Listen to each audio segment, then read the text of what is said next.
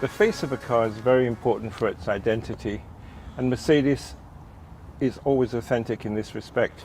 So while some electric cars do not have a grille as such, this has a typical Mercedes grille which is actually functional.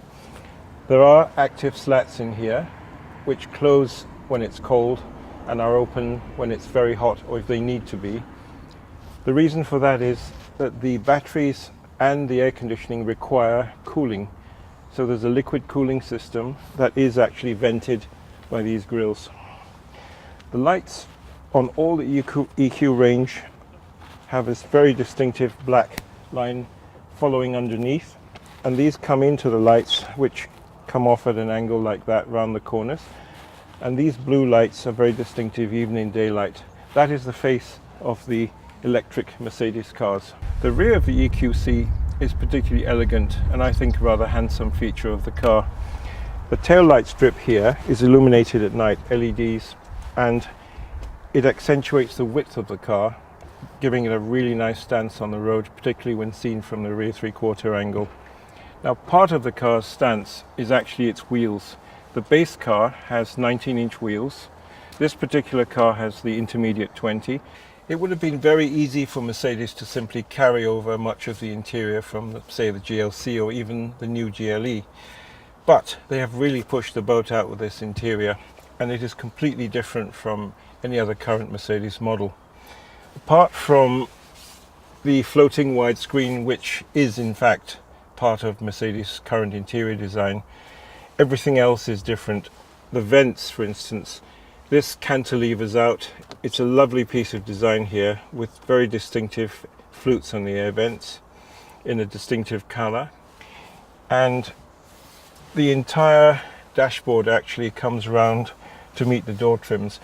Reminds me a little bit of the cabin of a Riva boat. Here the fluted aluminium trims give a terrific three-dimensional depth to the interior. So this is an interior of layers. It is an interior of 3 dimensions of depth, and this gives it a very unique substance and a very unique character. Once you activate it, all the graphics come up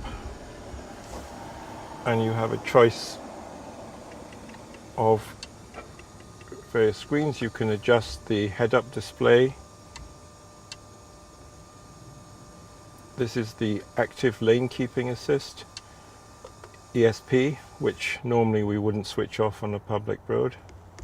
On the main screen, as with all Mercedes, you have the speedometer on the left, but in place of a rev counter, here we have a power percentage meter. Driving the EQC is simplicity in itself.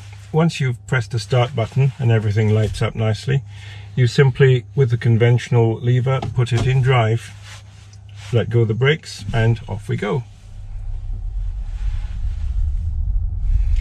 It's a very silent driving experience. On the largest size of tires, you have a damping material inside that removes a lot of the road noise. It makes for a very silent drive.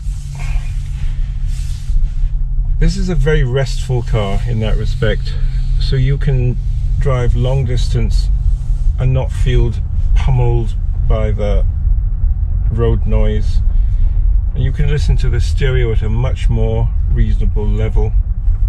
Ride quality is what you'd expect. You have chassis settings, of course. There's a sport setting even, so you can be a little bit more adventurous. But on the whole, it's a very comfortable car. Seats, incredibly good.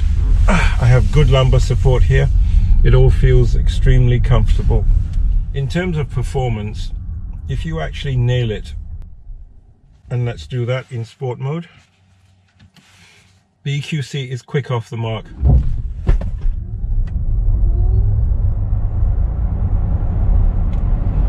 That was 100 kilometers, 5.1 seconds.